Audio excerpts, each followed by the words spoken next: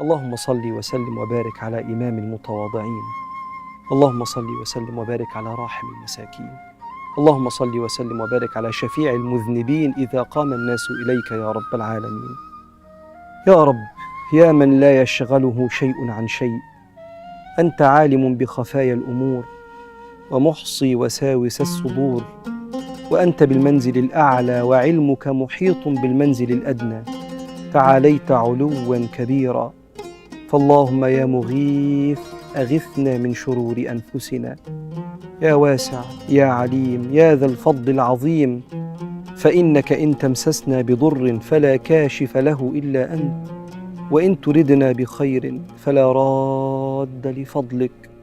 يا رب، تصيب به من تشاء من عبادك وأنت الغفور الرحيم.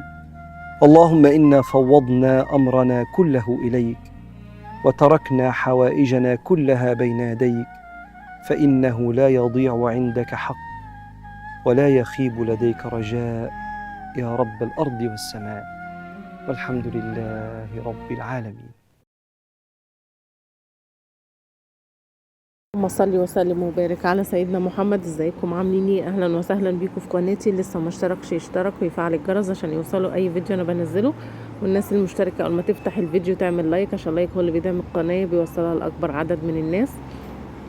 النهارده بقى فداء هتعمل لنا خبز الاعشاب او خبز الخضار، يعني هو ليه كذا مسمى. هتعمله بطريقه سهله بكوبايتين دقيق بس. جابت كوبايتين دقيق وحطيت عليهم معلقه خميره كبيره ومعلقه سكر ورشه ملح ومعلقه بيكنج باودر، وهتبتدي تخلطهم كده بميه. العجينه بتاعته بتكون سايله شويه، ما بتبقاش جامده عشان الخبز يطلع زي الاسفنجي كده او يطلع طري. فهتبتدي بقى تخلط كله بالميه كده، البيكنج باودر والخميره والسكر ورشه الملح والدقيق، وتخلط كده كله شويه بشويه كده لحد لما تحس ان هي العجينه ثابت شويه. هتحط لها معلقتين زيت.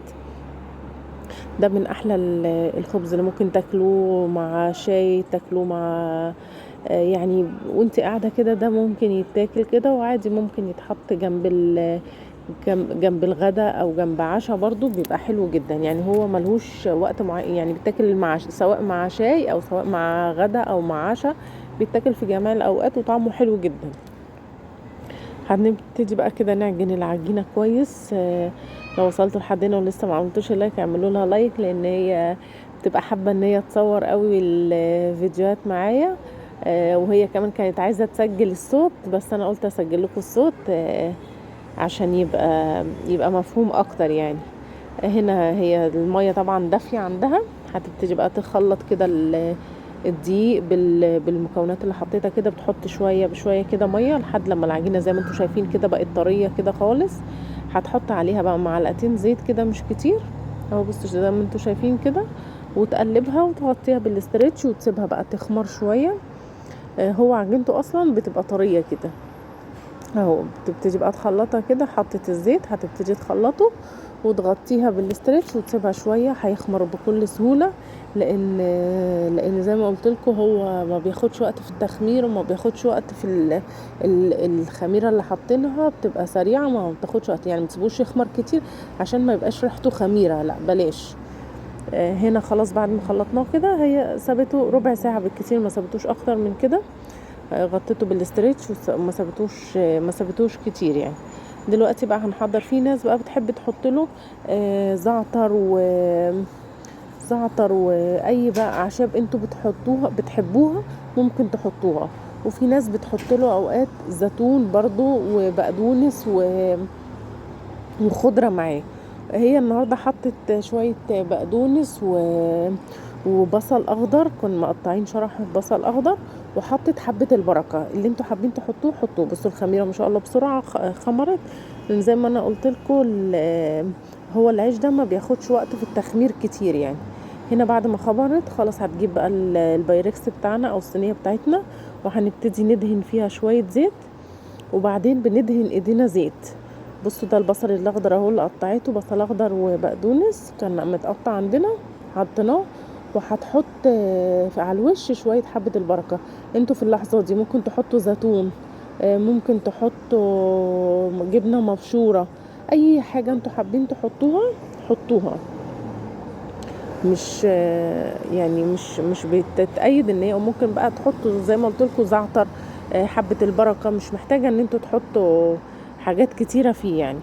هنا بقى حطيت شوية زيت كده، وهتبتدي بقى تدهن البايركس بتاعنا، وهننزل العجينة فيه، وايدينا طبعا مدهونة فيها زيت عشان خاطر العجينة طرية جدا، فمش هينفع ان احنا ناخدها غير لازم تكونوا بالين ايديكم زيت، وما تقولوش العجينة طرية، لان النتيجة بتاعتها طلعت حلوة جدا وهي طرية اهي. بصوا العجينة لازم تكون كده بتلزق. هنبتدي بقى ننزلها كلها كده في البايركس بتاعنا، برضو بايدينا المدهونة زيت. هنسوي الوش بتاعه، وممكن نعمل فيه اشكال كده زي ما انتوا حابين. فدلوقتي هنشوف بقى شكله النهائي هيبقى عامل ازاي بعد ما هتفرده كله.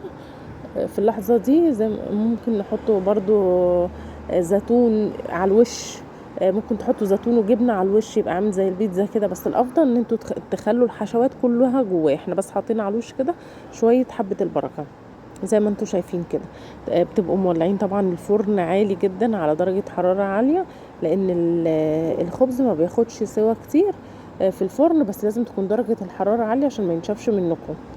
فدلوقتي كده احنا هنحط بقى بصوا انا بدأت كده بقى هنا، انا حطيت زيت في ايدي، وبدأت اللي انا كده اعمله لها كده، شكله لها يعني دي اشكال كده من فوق كده بسيطة.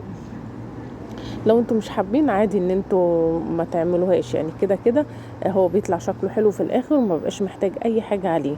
ومجرد ما بيطلع، اول ما بيطلع بتدوا للوش كده دهنة زبدة تديله لمعة.